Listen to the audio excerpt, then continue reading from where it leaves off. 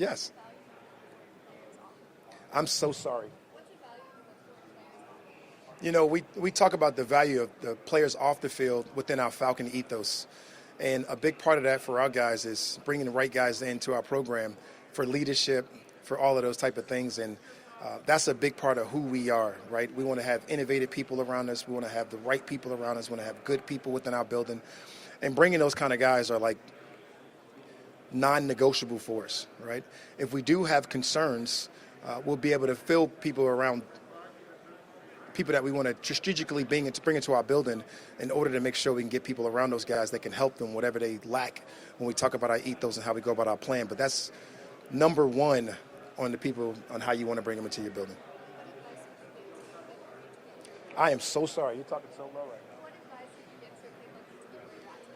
now. What advice would I give to a kid looking to get where I'm at today? Just work really extremely hard, right? Learn from your mistakes. Continuously grow throughout the process and whatever you're doing. I think those are some of the major things that's allowed me to be back in this position to talk to you guys right now. Yes.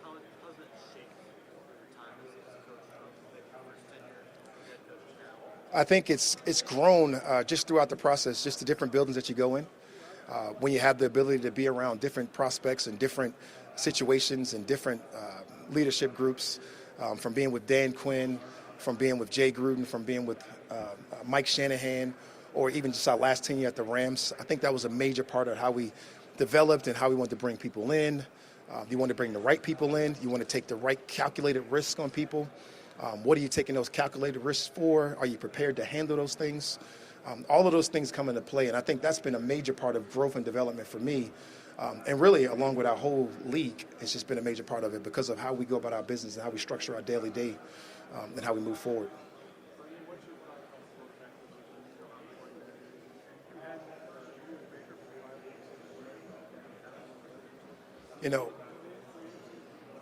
Obviously, when you talk about this, I won't bring up names because I'm not going to tell Rick anything that I want to give him because he'll let all you guys know. But when you're going through the process, you have everything open, right? We got so many avenues right now because we have free agency money. We have the ability to trade, whether it be trading for a player or another team, or whether it be trading up or back in the draft. It's just really about having the different scenarios that you want to have when you're talking about the quarterback position. You got option A, you got option B, you got option C, you got option D. And this year, there are a bunch of different options out there that you got to put through. And it's why I've surrounded myself with 19 quarterback coaches on my staff, right? When you're talking about Zach Robinson, you're talking about TJ Yates, you're talking about getting a veteran presence of Ken Zampese, you're talking about being around a young presence of DJ Williams, you're talking about being around KJ Black, Chandler Whitmire, and different guys in that position, right? Whether you're talking about Jimmy Lake from working with offense last year with Matthew Stafford and being around those type of people, right? You want to have different opinions to allow the decision makers to make the proper decisions at the time when that comes up. And that's been a doozy for us. It's been fun for us to go through.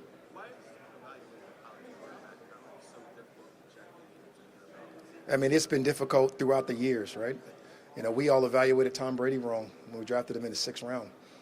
And he's turned out to be one of the best players, if not the best quarterback in the National Football League that's ever seen. So it has continuously been an issue for everybody, right? But you got to have your profile set up and what you look for. You got to have your processor ready to go. You want the guy to have the intangibles, be smart and a gamer and be a player. We know those things. And then you go out and you try to find those guys and who's displayed it at the best level and try to make those picks. And it's just hard. It's a hard position to evaluate. That's just what it is, right? It's arguably the hardest position in sports and what we know. And that's just how it's been, Mike. Thank you.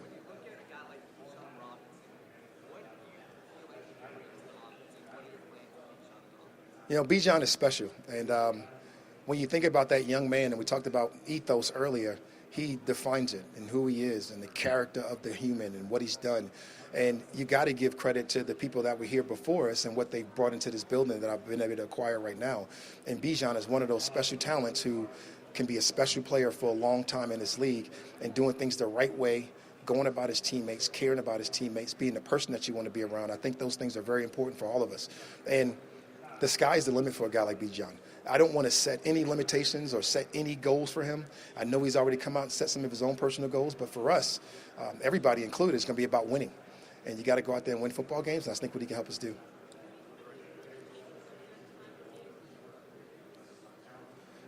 So many things. Dan Quinn, it was so important into developing people. He was so important in developing his players. He was so important in developing his coaches. And I think all the things that he's given me and talked about with me are just some of the special moments and the special things that's helped me get to this point again.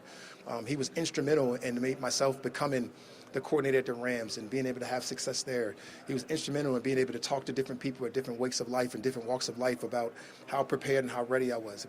It was great to be able to be a part of it with him, to be able to learn some from the ups, be able to learn some from the downs, and to be able to go through that process with him. I was fortunate enough to take over for him as the interim head coach at one point, and I think that whole process for me was awesome because some of the things were tightly aligned, and to be able to grow moving forward I thought was just awesome. So learned so many lessons from Dan Quinn. I don't know if I can talk about it in this podium stance right now. That is, it's amazing, and it's great to have him get another opportunity as well.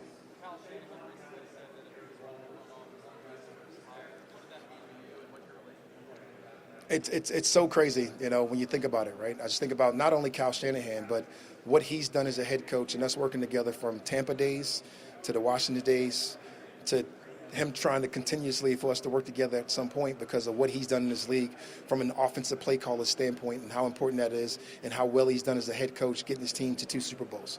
And that is so flattering from a guy like that, but it's not just Kyle. It's the Sean McVays of the world, it's the Matt LaFleur's, it's the Mike McDaniels, and ultimately the Mike Tomlins, and all of the people that you work with or been around that can give you those great compliments like that because of the stuff and the development that you've been able to grow and learn from those guys. And it's really something that you just grow from everybody, right? We mentioned Dan Quinn, but all of these guys would be really hard for me to talk about in depth because over the years, them letting me behind the curtain, so to speak, whether it's with another organization or my own organization, I think has been extremely fortunate for myself. Fans want me to ask you about Justin Fields and Russell Wilson. Obviously, you talk about 2 players on the contract, right? And I got so much respect for our fans that I won't get myself in trouble or us in trouble talking about any in particular person. But, it's really exciting with the quarterback group that we talked about that's out there that we have the ability to acquire. And that makes our fan base, that's what makes our front office, that's what makes our coaches all excited to be able to talk in our rooms about those people. And I can't believe D-Led of all people trying to get me fined on my first day at the podium. The fans. You're a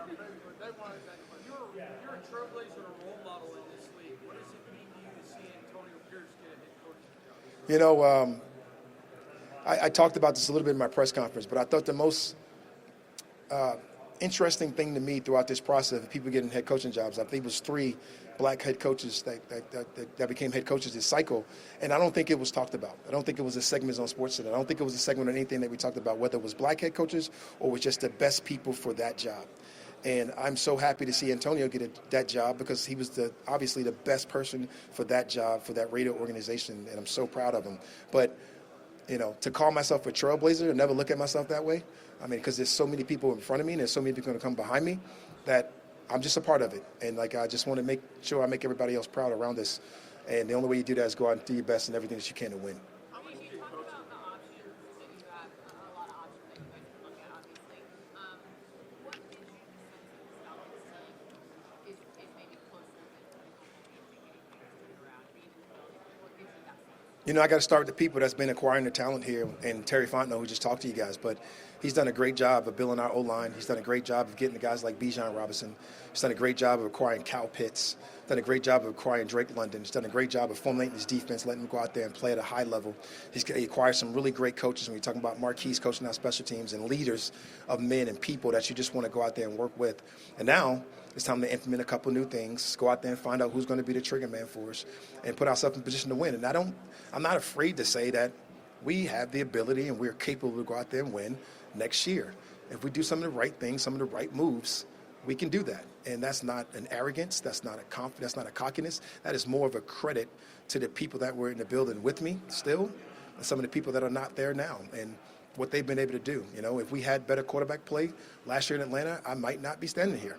And they would have the ability to be talking about those things. But right now, if we can focus on some of those things and do some of that, I think that'll give us the best chance to go out there and win football games. What ways did coaching on the offense side of the ball help you as a coach that maybe you didn't expect and went back to the defensive side? He's just showing off because he knows me so well that he wants me to talk about my offensive prowess. But it was such a cool thing to go on that side of the ball and work with the people that I was able to work with. Whether you're talking about working with Kyle Shanahan directly, and being a part of being a receiver coach and sitting down in the room and being the only new staff member, and absolutely sitting down in the room with Matt LaFleur, Kyle Shanahan, Mike McDaniels, Mike LaFleur, and absolutely watching those guys teach me the offense. Chris Morgan teach me the O-line play and what we did up front and protections and doing all those things in that off season, which was great. And then they were to go apply it, and then they apply it to Julio Jones, Mohamed Sanu, whether it be Calvin Ridley, whether it was any of these type of guys that you coached at that time, and explain it from a defense perspective and moving forward, and then be with Steve Sarkisian and work with him and really do some really good things on offense and learn some of the college game that he was able to implement to the Kyle Shanahan offense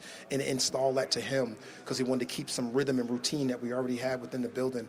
And then ultimately going to Dirk Cutter and getting some of the stuff that Matt did, having success as a rookie, implementing that to our program, being able to do those things, getting more assignments for myself in third down, being the pass game coordinator.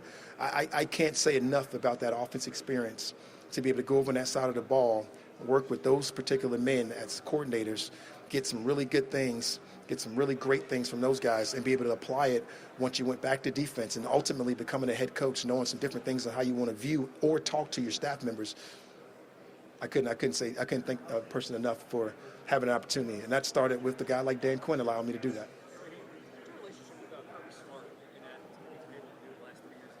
Jealousy is my relationship with Kirby Smart. Right? Let's go win some championships like that guy. They've done nothing but formulate a great program, and again, it starts with the people. Some good faces back here, Jordan. Sorry, Jordan, but just watching him win championships, it's been fun to see. It's been fun to see the acquisition of great talent coming out of Georgia. I know where I live now is a big Georgia contingency, so like I got to get my Bulldog hats and be ready to support those guys and what they're doing.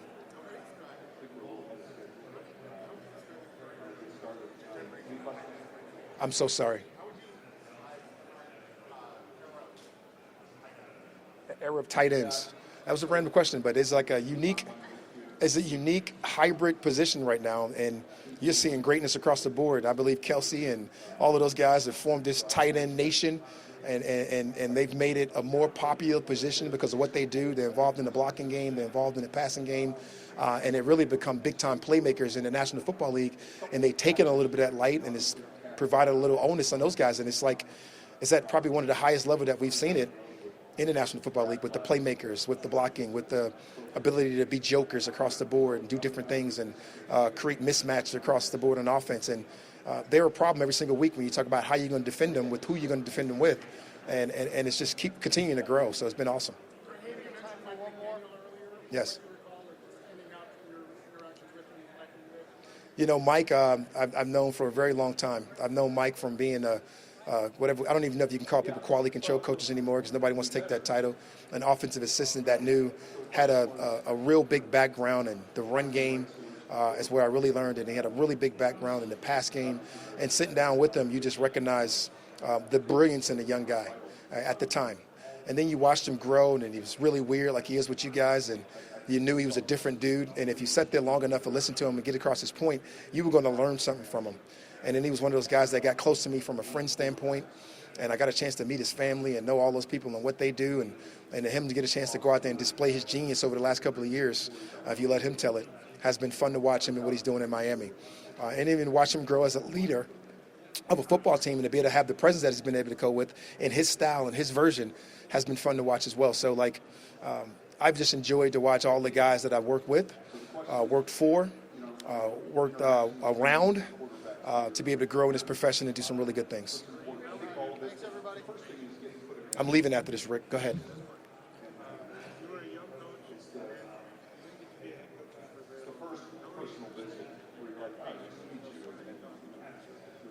You know, I think it's good. I think when you get into the problem of thinking you deserve something before you actually deserve it, that's when problems happen for you. You become bitter.